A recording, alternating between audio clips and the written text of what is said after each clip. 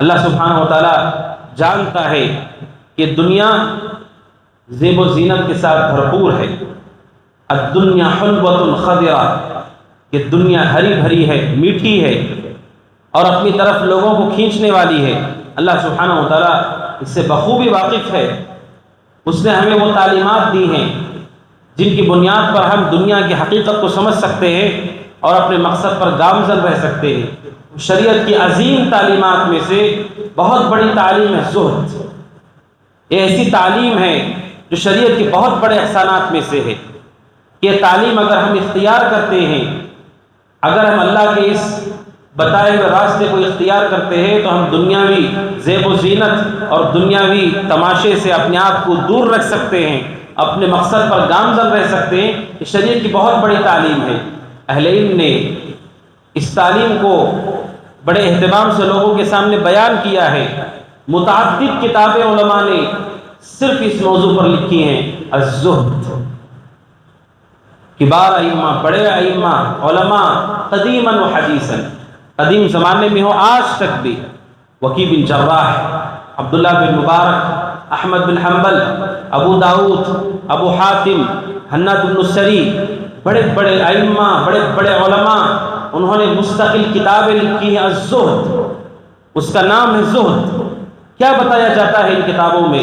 شریعت کی اسی تعلیم کو بتایا جاتا ہے کہ اگر اس تعلیم کو ہم اختیار کرتے ہیں، اللہ سبحانہ و تعالیٰ کی فضل اور توفیق سے ہم دنیا کے دھوکے سے، دنیا کی زیب و زینت جو انسان کو عام طور پر غافل کر دیتی ہے، اس سے ہم بچ سکتے ہیں۔ زہد کیا ہے؟ زہد کسے کہتے ہیں؟ زہد کا معنی متعدد اہل علم نے مختلف بیان کیا ہے، جن میں سے ایک معنی یہ ہے کہ کل ما لا ينفع فی الآخرہ، ترک کل ما لا ينفع فی الآخرہ، ہر وہ چیز جو آخرت میں ہمارے لیے نفع بخش نہیں ہے، دنیا میں ان ساری چیزوں کو چھوڑ دینا۔ زہد کہتے ہیں ہر وہ کام، ہر وہ بات جو آخرت میں آپ کے لیے فائدے کی نہیں ہے، اسے دنیا میں چھوڑ دو، اسے زہد کہا گیا ہے۔ بعض اہل علم کہتے ہیں زہد کا معنی کیا ہے؟ کہتے ہیں زہد کا معنی یہ ہے کہ انسان دنیا کو حاصل کرے، اپنے ہاتھوں میں، دل میں اسے جگہ نہ دے، اور یہ جان لے کہ اصل زندگی اور حیات آخرت ہے، اسے زہد کہا جاتا ہے۔ اور بعض اہل علم نے کہا زہد کا معنی کیا ہے؟ کہ اللہ کا بندہ مومن اپنے دل میں یہ احساس رکھے، زہد کا معنی ہے دل میں احساس رکھے کہ اللہ سبحانہ و تعالیٰ نے مجھے جو زندگی عطا کی ہے، وہ زندگی اسی وقت کامیاب ہے جب میں اس کے احکامات پر قائم رہوں، اور اصل زندگی کی کامیابی وہی ہے، اس کے علاوہ جو کچھ ہے وہ دنیاوی زیب و زینت ہے، وہ کامیابی نہیں ہے، وہ سعادت نہیں ہے۔ یہ ہمارے دلوں میں واضح ہونا چاہیے، اسے زہد کہا جاتا ہے۔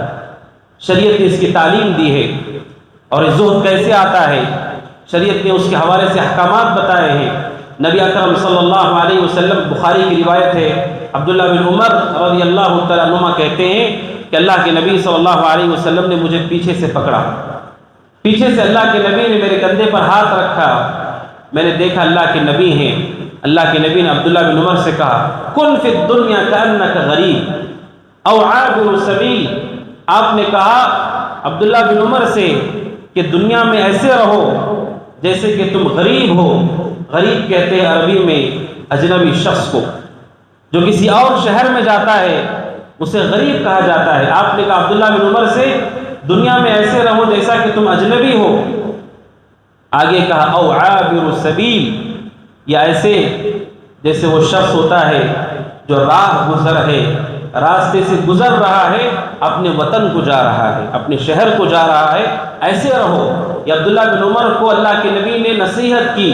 علماء کہتے ہیں یہ صرف عبداللہ بن عمر کو نصیحت نہیں ہے، یہ پوری امت کے لیے وصیت ہے نبی کی، پوری امت کے لیے، رہتی دنیا تک کے لیے نبی کی وصیت اور نصیحت ہے، ہم سب کے لیے۔ کن فی الدنیا کأنک غریب، دنیا میں ایسے رہو جیسے اجنبی شخص ہے۔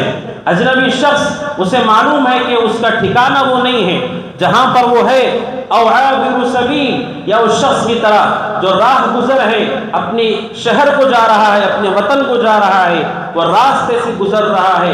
ہر مومن کو ایسے ہی ہونا چاہیے۔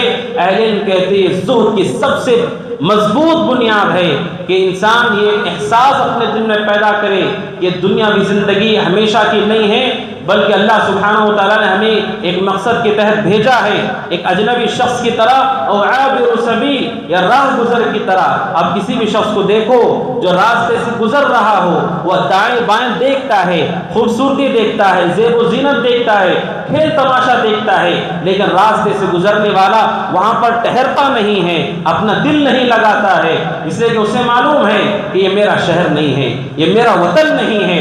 وہ گزر رہا ہے، دیکھ رہا ہے، لیکن اس جگہ وہ جاتا نہیں، اپنے آپ کو روکتا نہیں، وہ اپنے سفر پر جاری رہتا ہے۔ اللہ کے نبی کی کتنی بڑی وصیت و نصیحت ہے۔ ہم میں سے ہر شخص کو اپنی زندگی میں احساس پیدا کرنا چاہیے ہم راہ گزر رہے ہیں، یہ رہنے کی جگہ